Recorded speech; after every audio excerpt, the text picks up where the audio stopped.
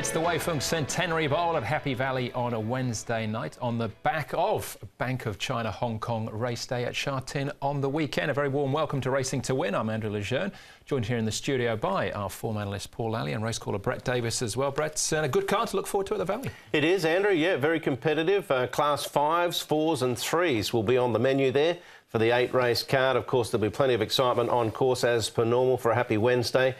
Paul will highlight some jackpots in a moment. I thought the feature race, the Weifeng Centenary Bowl, had a last start winner or two in it, but overall looks pretty competitive. Some big jackpots on the weekend, Paul. We've got big jackpots midweek too. We have. We've got 8.4 going into the triple trio and 5.9 going into the 6-up win bonus. Another really good ones. And of those jackpots on the weekend, they didn't all go off as well. So it just keeps getting better. We can look forward to Chevalier Cup meeting on Sunday as well with a few more jackpots there.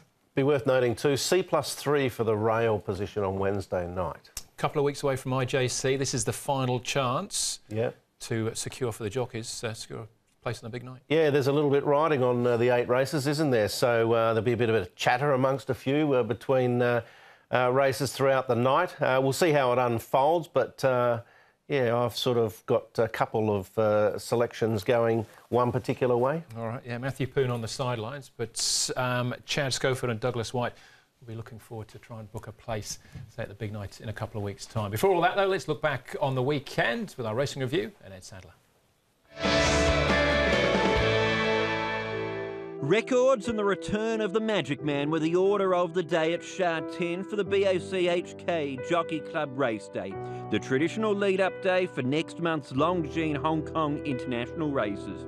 The first of the features was the Group 2 Jockey Club Mile, where Beauty Generation demonstrated why he is the world's best specialist miler, demolishing his rivals and breaking Good Barbar's track record in the process. Beauty Generation, this powerhouse miler here in Hong Kong, laying out under pressure. 3 in front from Beauty Only and Southern Legend, and Beauty Generation gets it done. Well, breaking a track record today and doing it like he did, that was like Abel Friend today.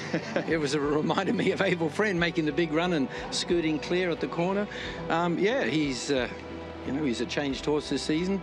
Moore's winning run continued in the Group 2 Jockey Club Cup, as Eagle Way's staying ability shone through for what was the biggest win in the Hong Kong careers of both the horse and his rider, Silvestre de Souza. The leaders are compounding. It's Eagle Way, Exultant, then Werther.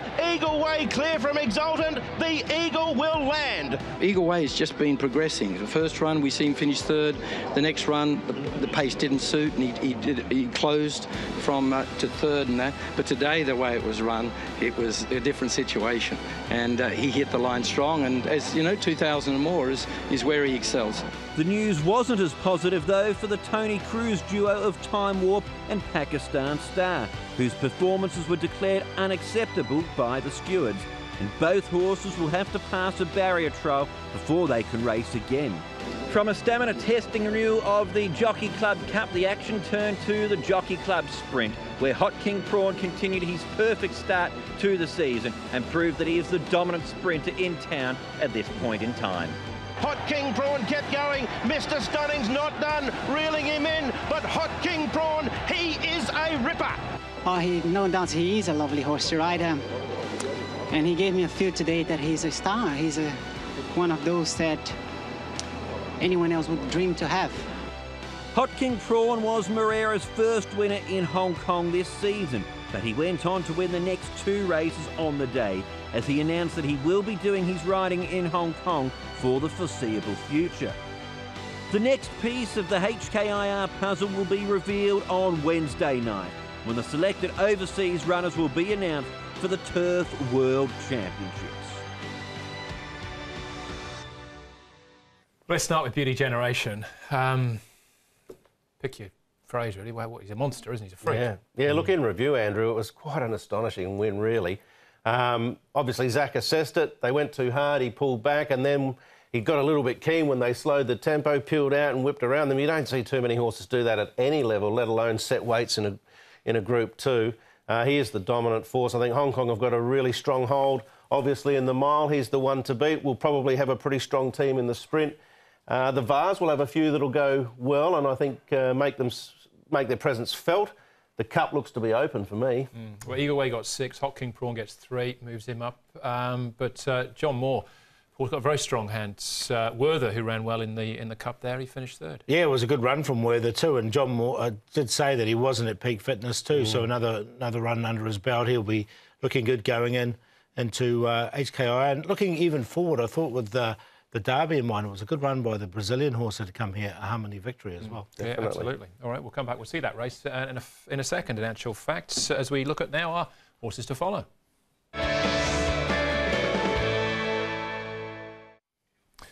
You found a lightly raced individual for us this week, Paul? Yeah, nice 7-year-old that's had plenty of starts here, but he's ready to win, and that's what we're looking for. That's New Asia Sunrise. You can see him, this was him second up. He's that big white baldy face, and you can see he was just struggling for a run. There he got momentarily held up. Once he did come through in the inside, though, I thought he just hit the line very strongly. Again, he's trying to get out, and now he does get into a little bit of galloping room. I thought he hit the line really nice. A good run by Lone Eagle just behind him, who was the first start as well. But this was the best part of New Asia Sunrise race, and he's only a little chap, but he's got a big heart. Sickening for Limitless supporters. There just knows to run on the line. Yeah. Yep, it's the way the cookie crumbles, unfortunately, Andrew. What have you got for us, Brett? I'm going to go with Mongolian Legend, a horse that put in a nice performance at his very first start in Hong Kong last season. Fairly well exposed in New Zealand prior to coming. He was pretty much a staying type there. 9th in the Derby from memory. He's now settled pretty well, I think, into the Mi Choi yard. This was his 4th run. You can see him there. He's just at the back of the field, just starting to make a little bit of headway towards the end. He wants further, no doubt, but I do think this will be a much better time for him this season as opposed to last, and I think you can follow him when he gets over the 1800 plus. A good run by Smart Boy there, coming home on the outside, because once he gets back to Happy Valley, keep an eye out for him. Yeah, huge price. Noble Steed got 9 points for that win, and that was the 3rd of Joe's wins on the afternoon. This is the Harmony Victory race that Paul was speaking about a moment ago. He's the winner, white sleeves, sheepskin noseband to angle out, but Charity Goes finished 3rd. This is his first ever start here in Hong Kong. Got down to the start once before, got upset in the gates, had to be withdrawn. Fortune's Pearl was his name in the UK. Andrew Balding used to train him. He finished run-up in a listed race at the start of the UK season. He's been here since, and he's rated mid-80s. You buy a 3-year-old from the UK rated around that sort of mark, you must be thinking about the Derby. Same train as Harmony Victory, in actual fact. They've got 2 live Derby chances there. That was a really good run from him first up, considering what happened the first time we went to the track and so forth. Yeah, you've picked one out there, I think. All right, let's hope so. Who got into trouble on the weekend? Well, Eddie Lai, Super Eurostar, careless riding, 2 days, 5th to the 10th, plus 7.5. And Alexi Bedell from the Valley the week before, All You Know, 2 days as well, the 28th to the 3rd of December.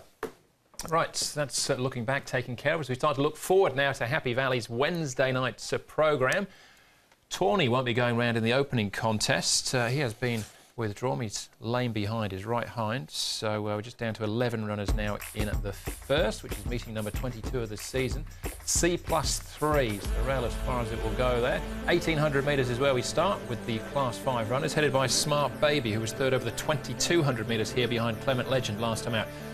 Glorium and Magic Power into Class 5 for the first time. Amazing Gold was a course and distance winner 2 starts back, also behind Clement Legend last time out. The Joy of Giving coming out of the Clement Legend race, he finished 2nd. Proud Sky also behind Clement Legend. Little Fantasy finished 4th in that race, and Gentleman's won over this trip, but that was on the all-weather.